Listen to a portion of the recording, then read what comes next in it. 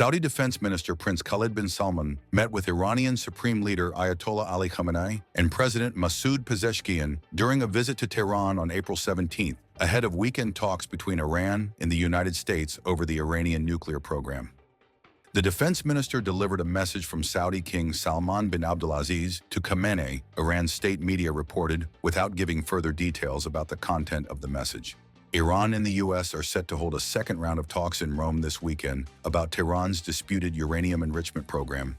Iran and Saudi Arabia agreed in a 2023 deal brokered by China to re-establish relations after years of hostility that had threatened stability and security in the Gulf and helped fuel conflicts in the Middle East from Yemen to Syria. Saudi Arabia welcomed Iran's nuclear talks with the U.S., saying it supported efforts to resolve regional and international disputes.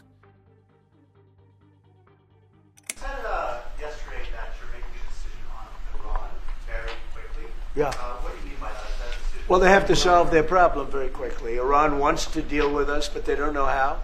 They really don't know how. We had a meeting with them on Saturday. We have another meeting scheduled next Saturday. I said, that's a long time. You know, that's a long time. So I think they might be tapping us along. But Iran has to get rid of the concept of a nuclear weapon. They cannot have a nuclear weapon. He can't have a nuclear weapon. Nobody can have. We can't have anybody having nuclear weapons. You know, we can't have nuclear weapons, and I think they're tapping us along because we're so used to dealing with stupid people in this country.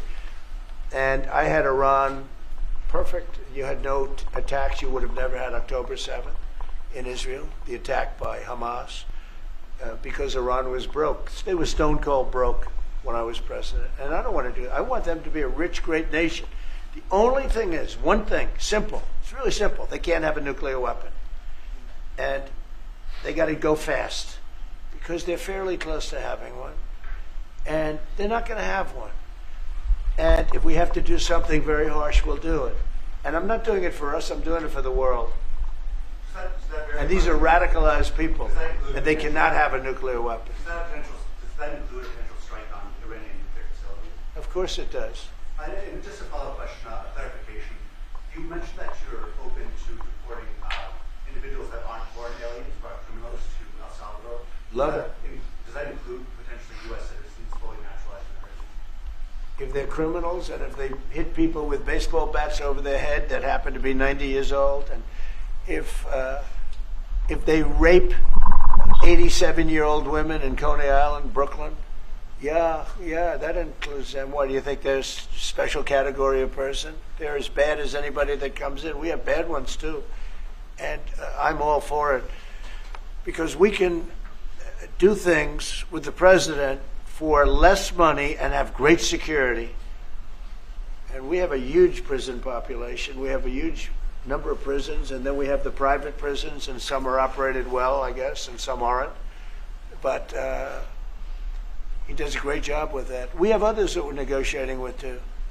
But no, if it's a homegrown criminal, I have no problem. Now, we're studying the laws right now. Pam is studying.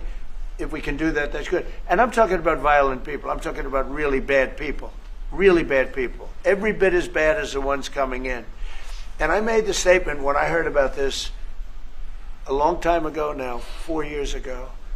When I heard that this guy was having open borders, I said every single criminal from all over the world is going to be dumped into our country. And that's what happened. Jails, the jails of the Congo were emptied out.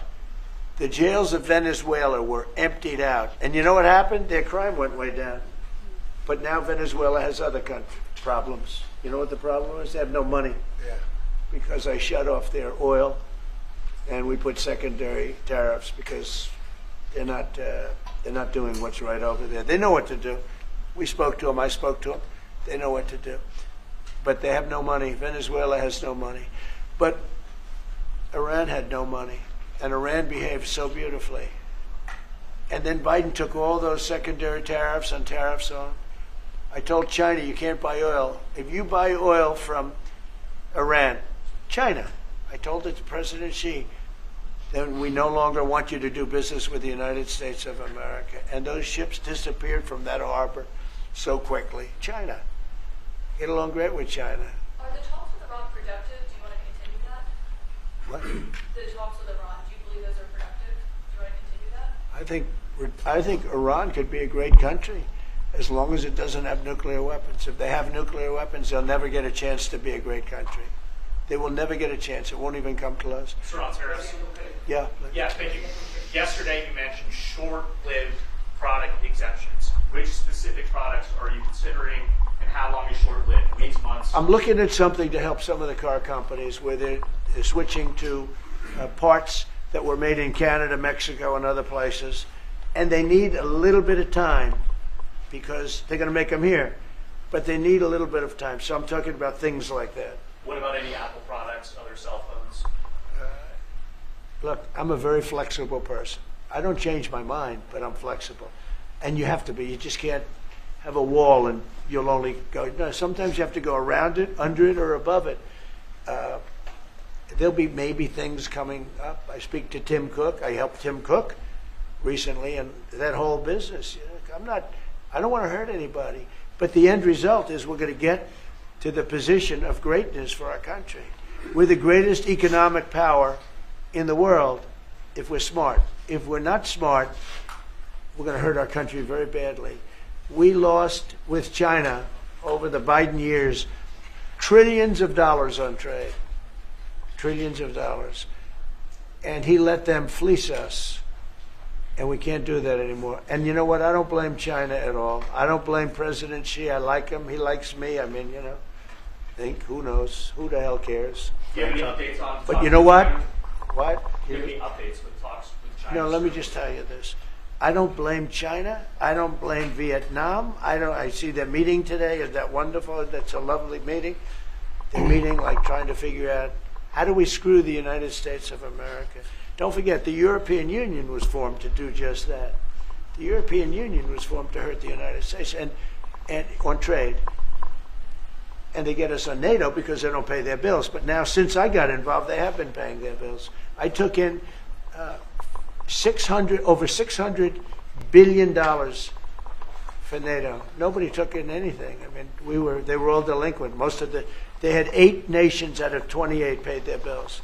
The rest of them were way delinquent. And I said, if you don't pay your bills, we're not going to protect you anymore. And the money poured in over 600.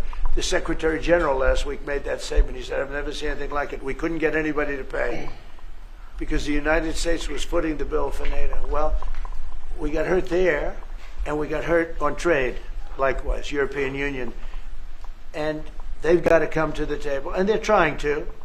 They're trying to. But the European Union has taken terrible advantage. They don't take our food products. They don't take our cars. We have millions of their cars, BMW, Volkswagen, Mercedes-Benz, many others. They come in by the millions. They don't take. There are no Chevrolets in Munich, I can tell you that. I said to Angela Merkel when she was there, as she was letting millions of people infiltrate Germany, which was not so good we would call them illegal immigrants, but she made them legal. But I said to her, and I get along with her very well, I said, how many Chevrolets do we have in Munich or Frankfurt? Why, none, Donald, none. I said, you're right. And yet we take in millions and millions of cars. No, those days are over. Okay, thank you very much.